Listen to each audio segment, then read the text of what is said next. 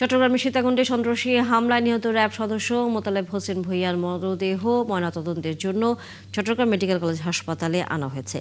সন্ত্রাসী হামলায় আহত 2 র্যাব সদস্য চট্টগ্রাম সম্মিলিত সামরিক হাসপাতালে চিকিৎসাধীন রয়েছে। র্যাব 7 কর্মকর্তা মোহাম্মদ আলাউদ্দিন জানান, ময়নাতদন্তের পর নিহত মোতালেবের মৃতদেহ কুমিল্লার নিজ বাড়িতে দাফন করা হবে। সোমবার সন্ধ্যায় সীতাকুণ্ডের জঙ্গল সলিমপুর এলাকায় 43 জন র্যাব সদস্য অস্ত্রধারী সন্ত্রাসীদের ধরতে অভিযানে গিয়েছিলেন। এলাকায় র্যাবের উপস্থিতি টের পেয়ে মাইকে ঘোষণা দিয়ে 40 থেকে 500 সন্ত্রাসী র্যাব সদস্যদের উপর হামলা চালায়।